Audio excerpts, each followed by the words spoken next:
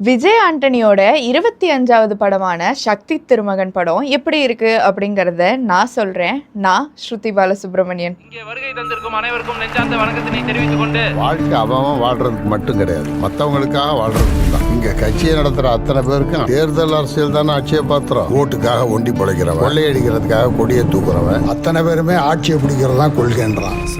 விஜய் ஆண்டனி, வைகை சந்திரசேகர், செல்முருகன் இன்னும் நிறைய பேரோட நடிப்புல அருண் பிரபு இயக்கத்துல இன்னைக்கு வெளியாகி இருக்கிற படம் தான் சக்தி திருமகன்.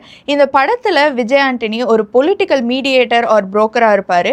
இந்த வேலையில அவர் என்னெல்லாம் பண்ணுவாரு, ஏன் இந்த வேலைக்கு வந்தாரு அப்படிங்கறதெல்லாம் தான் இந்த படத்தோட கதை. வரலாற்றுல இந்த மாதிரி சம்பவம் பண்ணதில்லைங்க. இதுவரை கிடைச்ச தகவல் படி 6236 கோடியே 24 லட்சம் ரூபாய். Not a small time UG group. மக்களோட மக்களா penetrate ஆகி we think it has roots since 1960s. இந்த படத்தோட பாசிட்டிவ்னு பார்த்தோன்னா, யூஷுவல் கரப்ஷன் ஸ்டோரியா இருந்தாலும் அதுல நிறைய இன்ட்ரெஸ்டிங் லேயர்ஸ்லாம் வச்சு ரொம்ப சூப்பரா போர்ட்ரே பண்ணியிருந்தாங்க. விஜய் ஆண்டனி எங்கேயுமே ஓவர் டூ பண்ணாம ரொம்ப நேச்சுரலா நடிச்சிருந்தாரு. இது மட்டும் இல்லாம இந்த படத்தோட பிஜிஎம்லாம் ரொம்ப சூப்பரா ஒர்க் அவுட் ஆயிருந்தது. கதையும் நல்லா விறுவிறுன்னு போச்சு.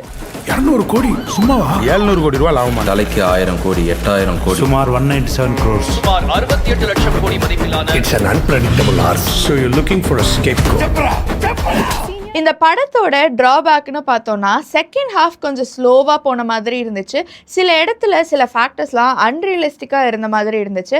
அண்ட் ஆல்சோ இந்த படத்தில் ஹீரோயின் ஏன் இருக்காங்கன்னே தெரியாத மாதிரியும் இருந்துச்சு. மற்றபடி ஓவராலாக விஜய் ஆண்டனியோட டிஃப்ரெண்ட்டான ஆக்டிங்கை பார்க்கணுன்னு நினச்சாலோ, ஒரு நல்ல பொலிட்டிக்கல் ரிலேட்டட் ஸ்டோரி பார்க்கணுன்னு நினச்சாலோ, சக்தி திருமகன் ஒரு நல்ல சாய்ஸாக தான் இருக்கும்.